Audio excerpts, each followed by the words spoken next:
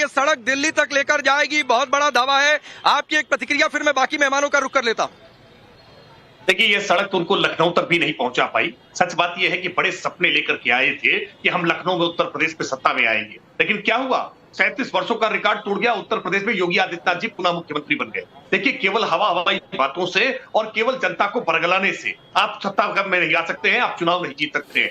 चुनाव जीतने के लिए आपको जनता के मुद्दों पर जमीनी स्तर पर काम करना पड़ेगा। आज प्रधानमंत्री मोदी जी के नेतृत्व में 4 करोड़ मकान बने हैं। उत्तर प्रदेश में 65 लाख से ज्यादा लोगों को आज प्रधानमंत्री आवास योजना के तहत आवास मिले हैं। यही अखिलेश यादव उत्तर प्रदेश के मुख्यमंत्री थे तो केवल 17,000 आवास स्वीकृत किए थे, दिया एक भी नहीं था। सच बात यह है कि इन्होंने विकास से हमेशा को दूर रखने का काम किया।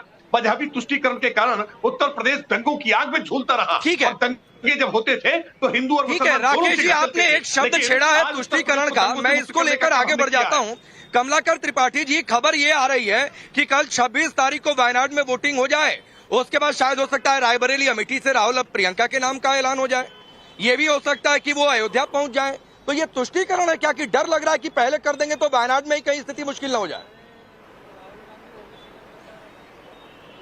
राकेश जी, सुना हमने भी था कि आसमान गिर रहा है, गिरा तो नहीं।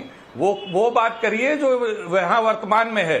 और सबसे बड़ी बात यह है कि आपको मैं बता दूं, कांग्रेस न्याय पत्र लेकर के आई है। वो गरीबों को, मजलूमों को, छात्रों को, नौजवानों को, महिलाओं के अधिकार की बात करती है। वो महिलाओं के सशक्तिकरण की बात करती है। ये भारतीय जनता पार्टी के लोग जो महिला सशक्तिकरण की मुंह पे बात करते हैं और पीठ पीछे बृजभूषण शरण सिंह, कुलदीप सेंगर और स्वामी चिन्मयानंद जैसे लोगों को प्रश्रय देते हैं। कमलाकर त्रिपाठी जी, क्या आप ये दावा करते हैं और क्या ये पुष्ट करते हैं कि क्या आप कह रहे हैं कि आसमान नहीं गिरेगा, तो क्या आप ये कह रहे हैं कि राहुल प्रियंका रायबरेली अमेठी से नहीं लड़ने वाले हैं, ये सिर्फ अफवाह है, ऐसा कुछ नहीं होने वाला है, वो अयोध्या भी नहीं जाने वाले हैं? क्या आप ये दावा कर रहे हैं, मैं मान लूं? नहीं, मेरी बातों को तोड़ मड़ोड़ के प्रस्तुत करने की बात नहीं है। कौन लड़ेगा कौन नहीं लड़ेगा ये पार्टी डिसाइड करेगी। या तो आप खारिज कर दीजिए और या तो कहिए कि भाई सच है। बात उसकी नहीं है, बात इसकी नहीं, मैं तोड़ मरोड़ नहीं रहा हूँ। ये खबर आई, पुष्ट खबर नहीं है। मैं आपसे कह रहा हूँ कि या तो आप खारिज कर दीजिए और या तो कंफर्म कर दीजिए। जनता पार्टी के द्वारा ध्रुवीकरण की साजिश की जा रही है, उसकी बात करिए। जिस तरीके से ये समाज में वैमनस्यता फैला करके, अरे मैं उसी की बात कर रहा हूँ। चुनाव नहीं, कमलाकर त्रिपाठी जी, मैं उसी की बात कर रहा हूँ। या तो आप इन दोनों खबरों को खारिज कर दीजिए और या तो कंफर्म कर दीजिए। कोई एक काम आप करिए, मैं आपको चैलेंज देता हूं लाइव इस डिबेट शो में। देखिए, खबरनवीस आप हैं, मैं नहीं हूं, और मैं जिम्मेदारी से वही बात बोलता हूं जो बात ऑन पेपर होती है। जो बात अभी तक ऑन पेपर नहीं है, मैं उसमें कोई कमेंट नहीं करता। मैं तो इस बात की बात कर रहा हूं कि कांग्रेस के नेतृत्व में जो इंडिया गठबंधन है, शांतनु गुप्ता जी, फिर तो इन्हें वो कहावत नहीं सुनानी चाहिए थी। किस तरह था कि आसमान गिरने वाला है, नहीं गिरा। ये कहावत की जरूरत क्या थी? बोल देते कि भाई हमारे पास जानकारी नहीं है। और आप मुझे देखिए, और मुझे तो ये भी लगा जब आपने आखिरी बात कही, क्या वो राम मंदिर जाएंगे? देखिए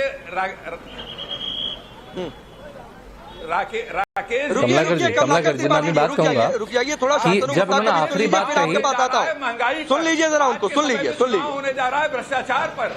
आज के समय में चुनाव होने जा रहा है, बीजेपी द्वारा फेंके। अरे तो कह दीजिए ना कि राहुल प्रियंका रायबरेली अमेठी से नहीं लड़ेंगे, अयोध्या नहीं जाएंगे। आप खारिज भी करने की स्थिति में नहीं है। रुकिए कमलाकर त्रिपाठी जी, रुकिए सर, रुक जाइए। शांतनु गुप्ता को सुनिए, मुझे सबके पास जाना है। शांतनु गुप्ता जी की आवाज होने जा रही है। ये सत्ता से बाहर होने जा रहे हैं। देखिए, जब आपने कहा कि जब आपने आखिरी बात कही कि राहुल गांधी और प्रियंका अयोध्या जाएंगे क्या, तो उन्होंने कहा कि आसमान गिरने जा रहा है क्या। मतलब राहुल गांधी का अमेठी से लड़ना, रायबरेली से लड़ना प्रियंका का, और उनका अयोध्या जाना आसमान गिरने जैसा है इन लोगों से। मतलब राम से इतना बैर टीवी पे तो मत दिखाइए। देखिए, कौन कहां से लड़ेगा अभी तक नहीं है। आपको याद है भाजपा की जो पहली लिस्ट आई, पहली लिस्ट में प्रधानमंत्री का नाम सबसे पहले आया, सबसे ऊपर। उनको पता था क्या है, इनको अभी तो पता ही नहीं कि इंडी का नेता कौन है। अभी सीटें बदल रहे हैं, बदायूं की सीट बदली, मुरादाबाद की सीट बदली, कन्नौज की सीट बदली, इनको नहीं पता है कौन कहां लड़ेगा। और जब आखिरी बार 17वीं लोकसभा में आजमगढ़ से अखिलेश यादव जब संसद में थे तो उनकी अटेंडेंस 33% थी। वो 2.5 साल में 2.5 बार भी आजमगढ़ नहीं गए। उन्होंने पूरे 2.5 साल में 0 क्वेश्चन पूछा, 0 डिबेट में पार्टिसिपेट किया, 0 प्राइवेट मेंबर बिल करे, तो सांसद की तरह तो फेल हुए वो। 2012 से जैसे उन्होंने पार्टी छीनी अपने चाचा से, अपने पिताजी से, तब से सारे चुनाव हार गए वो 2014 का हारे, 15 का निकाय हारे, 17 का विधानसभा हारे, 22 का विधानसभा हारे, 19 का हारे, निकाय से लेकर विधानसभा से लेकर पंचायत सारे चुनाव हार गए। अब वो सारे कॉम्बिनेशन देख चुके हैं, बसपा के साथ आ जाऊं, आरएलडी के साथ आ जाऊं, अब कुछ नहीं बचा तो 4-5% की कांग्रेस के साथ है, तो क्या कर लेगी 4-5% की कांग्रेस, तो वो तो डूबेंगे। देखिए 0 into 0 0 ही निकलने वाला है, कोई भी लड़ा ले। ठीक है मेहरदीन भाई, मुझे एक चीज बात नहीं समझ में आ रही है कि आप लोग तो यूपी में कई सारी सीटों पर लड़ने वाले थे, क्या हुआ भाई इस लड़ाई का?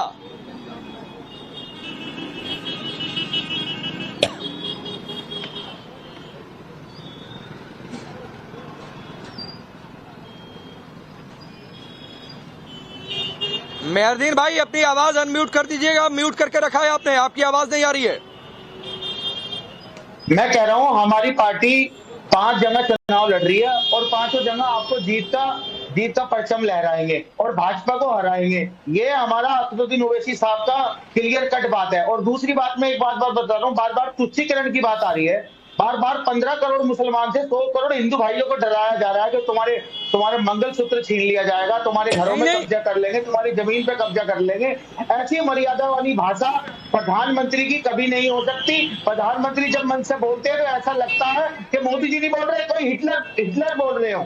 तो हम ये कहना चाहते हैं, अरे मेहरदीन भाई, आपकी पार्टी के नेता जिस तरीके से भाषण देते हैं वो भी एक नेता की भाषण नहीं हो सकता है कि आप एक वर्ग को भड़का दीजिए, जितना भड़का सकते हैं भड़का दीजिए। मुझे समझ में नहीं आता है कि आप बीजेपी को हराने के लिए लड़ रहे हैं कि सपा को हराने के लिए लड़ रहे हैं।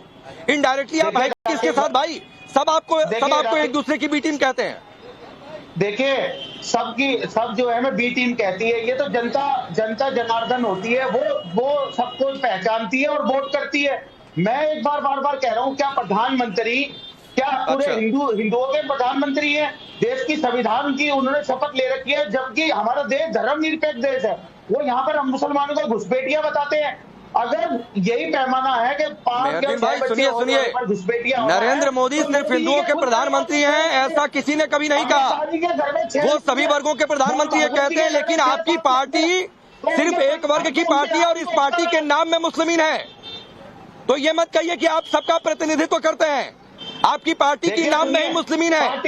तो आप मेरा प्रतिनिधित्व राकेश त्रिपाठी का या किसी दूसरे इस देश के लोगों का जो इस धर्म से अलग है, आप उनकी बात ही नहीं करते हैं। ये आपकी पार्टी का नाम ये बताता है।